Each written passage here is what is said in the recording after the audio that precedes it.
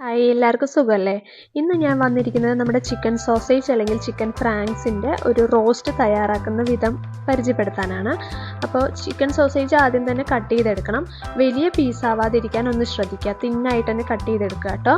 അപ്പോൾ അതിലേക്ക് ആദ്യം നമ്മൾ ചേർക്കുന്നത് 1/4 ടീസ്പൂൺ മഞ്ഞൾപ്പൊടി, പിന്നെ 1/4 ടീസ്പൂൺ ഗരം മസാല ചേർത്തിട്ടുണ്ട്. പിന്നെ അതിൻ്റെ ടേസ്റ്റും ആ ഒരു സ്മെല്ലും മാറിക്കിട്ടാൻ വേണ്ടി നമ്മളൊരു 1/4 ടീസ്പൂൺ ചെറിയ ജീരകത്തിൻ്റെ പൊടി ചേർത്തിട്ടുണ്ട് കേട്ടോ.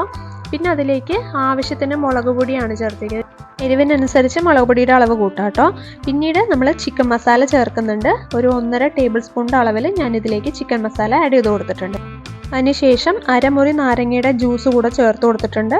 പിന്നീട് ആവശ്യത്തിന് ഉപ്പും കൂടെ ചേർക്കാം. ഇത്രയും പൊടികൾ മാത്രമേ ഞാൻ യൂസ് ചെയ്തിട്ടുള്ളൂ കേട്ടോ. ഇനി കൈ കൊണ്ട് തന്നെ നല്ലോണം ഒന്ന് മിക്സ് ചെയ്തെടുക്കുക. ഈ മസാല ഒന്ന് മിക്സായി കിട്ടാൻ കുറച്ച് വെള്ളം കൂടെ ചേർത്തിട്ട് നമുക്ക് മിക്സ് ചെയ്തെടുക്കാം. റോസ്റ്റിനായിട്ട് നമ്മൾ ആദ്യം ഈ മിക്സ് ചെയ്ത സോസേജ് നമ്മളൊന്ന് ഫ്രൈ ചെയ്തെടുക്കാനാണ് പോകുന്നത്. അപ്പം അതിനായിട്ടൊരു പാൻ അടുപ്പിൽ വെച്ച് ചൂടാവുമ്പം അതിലേക്ക് ഓയിൽ ഒഴിക്കുക. ഏത് ഓയിൽ വേണമെങ്കിലും യൂസ് ചെയ്യാം കേട്ടോ. ഞാനിവിടെ സൺഫ്ലവർ ഓയിലാണ് യൂസ് ചെയ്തിരിക്കുന്നത്. അപ്പോൾ ഓയിൽ ചൂടായി വരുമ്പോൾ ഡയറക്റ്റ് നമ്മുടെ സോസേജ് ഇട്ട് കൊടുക്കുക കേട്ടോ. സോസേജ് ആദ്യം ഇട്ടതിന് ശേഷം നന്നായി ഒന്ന് മിക്സ് ചെയ്ത് കൊടുക്കുക. എന്നിട്ടൊരു 3 to 4 സെക്കൻഡ്സ് നമ്മൾ പിന്നെ മിക്സിംഗ് ഒന്നും ചെയ്യാതെ ആ എണ്ണയിൽ കിടന്നതൊന്ന് മുരിഞ്ഞ് കിട്ടാനായിട്ട് അതുപോലെ ഒരു 4-3 സെക്കൻഡ് ഗ്യാപ്പിൽ മിക്സ് ചെയ്തെടുക്കുക. അതേ ടൈം തന്നെ മിക്സ് ചെയ്യാതെ ഒന്ന് കുക്കാവാനായിട്ട് അനുവദിച്ചു കൊടുക്കുക.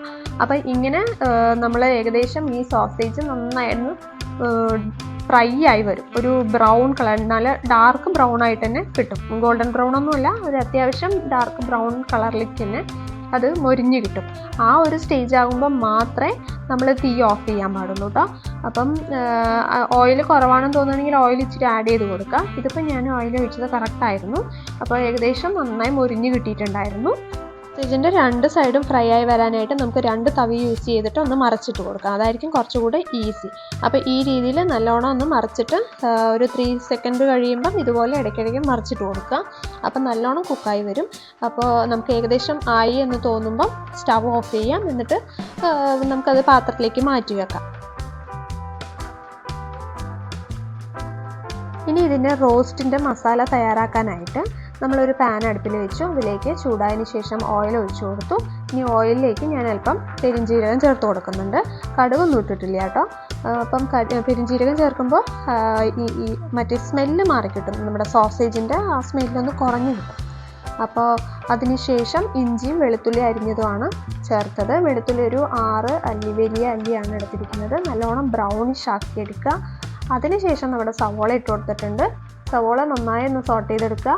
അതിൻ്റെ വാട്ടർ കണ്ടൻറ്റ് പോയി എന്ന് തോന്നുമ്പോൾ മാത്രം അല്പം ഉപ്പ് ചേർത്ത് കൊടുക്കുക. അതിലേക്ക് ഇനി ഫ്ലേവറിന് വേണ്ടി ഞാനൊരു കൊത്ത് കറിവേപ്പില ചേർത്ത് കൊടുത്തിട്ടുണ്ട്. സവോള നന്നായി വഴഞ്ഞ് ബ്രൗൺ നിറം ആയതിനു ശേഷം നമ്മുടെ പൊടി ഒക്കെ നമുക്ക് ആഡ് ചെയ്യാം. ഇതിലേക്ക് അധികം മസാലപ്പൊടികളൊന്നും ഞാൻ ചേർക്കുന്നില്ല കേട്ടോ. അല്പം മഞ്ഞൾപ്പൊടിയും പിന്നെ നമ്മുടെ കളറിന് വേണ്ടി മാത്രം കാശ്മീരി ചില്ലിയുമാണ് ചേർത്തിട്ടുള്ളത്.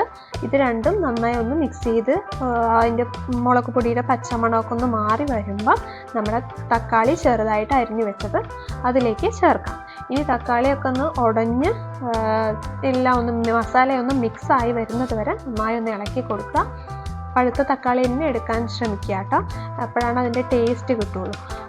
ഇനി ഈ തക്കാളി ഒന്ന് ഉടഞ്ഞ് ഈ മസാലയിൽ നന്നായി ഒന്ന് യോജിച്ച് വന്നതിന് ശേഷം മാത്രം നമ്മുടെ ഫ്രൈ ചെയ്ത് വെച്ച നമ്മുടെ സോസേജ് ഉണ്ടല്ലോ അത് ആഡ് ചെയ്യാം. അപ്പം സോസേജ് അതിലേക്ക് ആഡ് ചെയ്യുന്ന സമയത്ത് നമ്മൾ നേരത്തെ ചെയ്ത പോലെ തന്നെ 2 തവി വെച്ച് മിക്സ് ചെയ്യാൻ ശ്രമിക്കുക. അപ്പോൾ ആ മസാലയൊക്കെ സോസേജിലേക്ക് നന്നായിട്ട് മിക്സ് ആയി കിട്ടും. അപ്പോൾ ഇത്രയേ ഉള്ളൂ. ചപ്പാത്തിയുടെ കൂടെയൊക്കെ ഒന്ന് ട്രൈ ചെയ്ത് നോക്കുക. അടിപൊളി ടേസ്റ്റ് ആയിരുന്നു കേട്ടോ. സോസേജ് ഇഷ്ടമല്ലാത്തവർ എന്തായാലും കഴിച്ചു പോകും. അങ്ങനെ ഒരു ടേസ്റ്റാണ് ഇതിന് കിട്ടിയത്. അപ്പോൾ സ്പൈസ് ഇഷ്ടമുള്ളവർ അല്പം കൂടെ മുളക് പൊടിയോ കുരുമുളക് പൊടിയോ ചേർത്ത് ഇതൊന്നുകൂടെ ഒന്ന് മാറ്റിയെടുക്കാവുന്നതാണ്. അപ്പോൾ വീഡിയോ ഇഷ്ടമായവരൊന്ന് ലൈക്ക് ചെയ്യാൻ മറക്കരുത്. നിങ്ങളുടെ അഭിപ്രായങ്ങൾ കമൻറ്റിൽ അറിയിക്കുക.